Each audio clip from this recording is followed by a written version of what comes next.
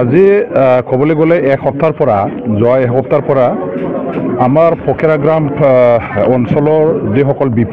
BJP আৰু UPPL কৰা একেবাৰে জোৰদাৰভাৱে কৰ্মী বা নেতাসকল আছিলে, তেখেতসকলে BJP আৰু UPPL দল ত্যাগ কৰি আমাৰ BPF দলত যোগদান কৰিবৰ কাৰণে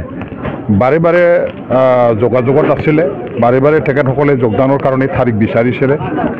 আৰু ইয়াৰ কাৰণে আজি আমি ফকেৰাগ্ৰাম ব্লক BPFৰ কাৰ্যালয়তে এই যোগদান কৰা যিটো পৰ্ব ইয়াৰ অনুষ্ঠানটো ৰাখিছোঁ।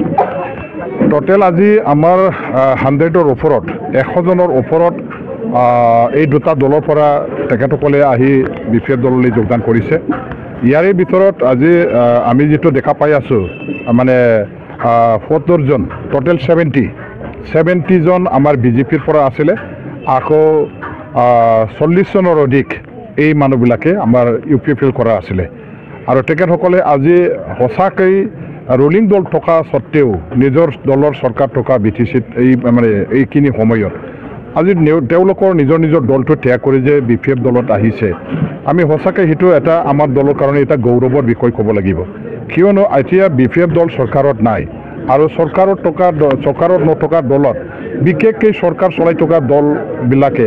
চৰকাৰ চলি থকা এই দলটো ত্যাগ কৰি কেতিয়াও নাহে। কিন্তু আজি আশ্চৰ্যজনকভাৱে BTCত এটা ব্যতিক্ৰম ঘটিছে।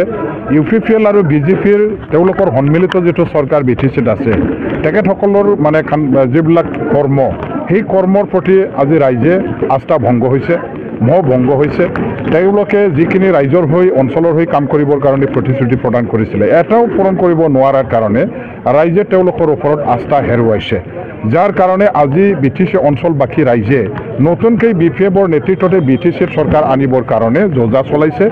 আমাৰ গোটেই BTC অঞ্চলৰ যিমান জাতি জনগোষ্ঠীৰ ৰাইজ আছে, যিবিলাকে বেলেগ দলবিলাকত কাম কৰিছিলে, এটা পৰিৱৰ্তনৰ আশা লৈ পেলাই UPPL দলৰ লগত জড়িত হৈছিল। BJP দল এটা ষ্টেট আৰু চেণ্ট্ৰেল গভৰ্ণমেণ্ট চলোৱা এটা দল হিচাপে, এটা শক্তিশালী দল হিচাপে সেই দলত থাকি পেলাই কাম কৰিবলৈ আৰম্ভ কৰিছিলে। কিন্তু দেখা গ'ল যে BJP আৰু UPPL কৰা মানুহবিলাকৰ কৰ্মীবিলাকৰ অৱস্থা আমাতকৈ আৰু বেছি বেয়া। গতিকে এতিয়া চবৰে এটা সংকল্প, চবৰে এটা সিদ্ধান্ত যে UPPL আৰু BJPৰ চৰকাৰ আমি ইয়াৰ পৰা বিদায় দিব লাগিব।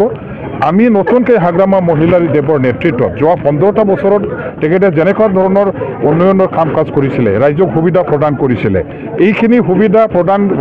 সুবিধাখিনি আকৌ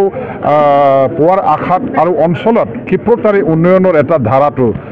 পুনৰ গতিত আকৌ চলাবৰ কাৰণে আমাৰ BPF দলৰ প্ৰয়োজন আছে, হাগ্ৰামা দলৰ প্ৰয়োজন আছে। আৰু হাগ্ৰামাকে BTCৰ ক্ষমতাত বহুৱাই ৰাখি ৰাইজে আকৌ কাম কৰিবৰ কাৰণে সিদ্ধান্ত লৈছে। যাৰ কাৰণে এতিয়া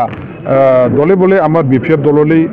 এইবিলাক দলৰ পৰা মানুহবিলাকে আহি যোগদান কৰিছে আৰু আগলৈও এই ধৰণৰ যোগদানৰ যিটো কাৰ্যসূচী সেইটো চলি থাকিব। চাওক, ইভিকশ্যনটো কোনে কৰে? ইভিকশ্যনটো যিবিলাকে ক্ষমতাত থাকে তেখেতসকলেহে ইভিকশ্যন কৰে। আজি ক্ষমতাত BPF নাই নহয়, BPFে কেনেকৈ ইভিকশ্যন কৰিব? ইয়াৰ কাৰণে BPFক কেনেকৈ দোষাৰোপ কৰিব?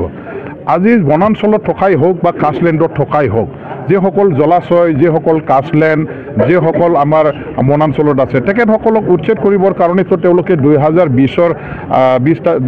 চনৰ 27 তাৰিখ ফেব্ৰুৱাৰীত যিটো 27 তাৰিখ জানুৱাৰীত যিটো চুক্তি কৰি আনিছিলে, সেই চুক্তিৰ দফাতে আছে তেওঁলোকে বনাঞ্চল, কাষ্টলেণ্ড, জলাশয় সেইবিলাকত থকা মানুহবিলাকক উচ্ছেদ কৰিব বুলি। এতিয়া ইয়াৰে এটা তেখেতসকলে কাৰ্যকৰী কৰাৰ নমুনাটো আমি দেখা পাই আহিছোঁ। বাৰে বাৰে তেওঁলোকে আজি চিৰাং বনাঞ্চলত, আমাৰ সেইফালে নাইগাঁও অঞ্চলত বা বিভিন্ন আমাৰ BTC অঞ্চলৰ ঠাইবিলাকত তেওঁলোকে বাৰে বাৰে আমাৰ মানুহবিলাকক উচ্ছেদ কৰি আছে আৰু অচিৰে তেখেতসকলে ভালেখিনি জেগাত উচ্ছেদ কৰিব। আৰু যিসকল ৰাইজক তেওঁলোকে বনাঞ্চলত থাকিবলৈ দিছিলে, তেখেতসকলে নিৰ্বাচনৰ BTC নিৰ্বাচনৰ আগে যোৱা এছেম্বলি ইলেকশ্যনৰ আগে সেই অঞ্চলবিলাকৰ নিজৰ জেগাত থাকিব পাৰিব বুলি তেওঁলোকে অভয়বাণী দিছিলে, মাটিৰ পাট্টা দিয়াৰ কথা কৈছিলে। তেখেতসকলক নিৰাপদে তাতে নিজৰ সংসাৰ পাতিবৰ কাৰণে অভয়বাণী দিয়াৰ পিছত আজি এই মানুহবিলাকক তেওঁলোকে চৰকাৰত অহাৰ পাছত তেওঁলোকৰ বহত লৈ পেলাই ক্ষমতাত বহাৰ পাছত তেখেতসকলকে ওলটাকৈ আজি উচ্ছেদ কৰিবলৈ যে লৈছে ইয়াৰ কাৰণে ৰাইজে সেইদিনাখন স্পষ্টভাৱে ক'লে আৰু ৰাইজে তেখেতসকলক মুৰ্দাবাদ ধ্বনি দিছে ৰাইজে কৈছে আমাক তেখেতসকলে থাকিবলৈ দিছিলে আমাৰ ভোট দি তেওঁলোকে চৰকাৰত আজি মানে বহি কাম কৰি আছে আৰু এই চৰকাৰে আমাক উচ্ছেদ কৰিছে এই ধৰণৰ যে ৰাইজে আক্ষেপ প্ৰকাশ কৰিলে মুক্তভাৱে প্ৰকাশ কৰিলে ইয়াৰ কাৰণে জগৰীয়া বিপৰীত হ'ব নোৱাৰে ইয়াৰ কাৰণেতো জগৰীয়া চৰকাৰ চলোৱা UPPL দলহে UPPLৰ নেতাসকলে UPPL চৰকাৰে ৰাইজক উচ্ছেদ কৰিছে ইয়াৰ কাৰণে UPPL জগৰীয়া আৰু সেই জঘন্য কাণ্ড কাৰখানাটো কৰা যিটো চৰকাৰ যিটো UPPL দল সেই দলটো ৰাইজে কেতিয়াও ক্ষমা নকৰে আগলৈও তেখেতসকলে ভালেখিনি জাগাত বহু জাগাত আকৌ উচ্ছেদ কৰিবৰ কাৰণে প্লেনিং কৰিছে ইতিমধ্যে আমি গম পাই আছোঁ নটিছবিলাক দি আছে আৰু গতিকে যিসকল BTC বাকী ৰাইজ তেখেতসকলে নিজৰ নিজৰ মাটিত নিজৰ মানে ঘৰ সংসাৰ পাতি পেলাই যদি জীয়াই থাকিব বিচাৰে সোনকালে আমাৰ UPPL এই দলৰ চৰকাৰখন আমি ভাঙি দিয়াৰ ব্যৱস্থা ঐক্যবদ্ধভাৱে আমাৰ মানে যুঁজ দিয়াৰ দ্বাৰা দি ব্যৱস্থা হাতত ল'ব লাগিব আৰু ইয়াৰে এটাই মাত্ৰ উপায় যে আগন্তুক MP ইলেকশ্যনত ইয়াৰ কাৰণে প্ৰত্যুত্তৰ দিবৰ কাৰণে আমাৰ মাটি বাৰী ৰক্ষা কৰাৰ স্বাৰ্থত উচ্ছেদৰ পৰা ৰক্ষা পোৱাৰ স্বাৰ্থত BPF দলৰ লগত আমি একেলগে থাকি পেলাই ৰাজনীতি কৰিব লাগিব আমাৰ কেণ্ডিডেটক ভোট দিব লাগিব আৰু UPPL দলটো চিৰস্থায়ী ইয়াৰ পৰা বিদায় দিয়াৰ ব্যৱস্থা কৰিব লাগিব তেতিয়া আজি ফকিৰাগ্ৰাম ব্লক BPFৰ অধীনত আমাৰ এই ফকিৰাগ্ৰাম অঞ্চলৰ কোটপাৰা ৰাভাপাৰা দিনগাঁও ধপেথল পচাঘৰ এইখিনি অঞ্চলৰ যথেষ্ট পৰিমাণে BJP কৰ্মী প্ৰায় খুব সক্ৰিয় আৰু BJPৰ খুব নিষ্ঠাবান কৰ্মী আগে পিছে আমি যিসকলক BJP বুলি পৰিচিত আছিল BJP বুলি জানো সেইখিনি কৰ্মী আমাৰ কিয় বা কি কাৰণত নাজানো সিহঁতৰ দলৰ প্ৰতি মানে আমাৰ ইয়াতে সিহঁতে যিখিনি কথা আমাক অৱগত কৰিছে সিহঁতে এইটো দলৰ প্ৰতি অতিষ্ঠ হৈ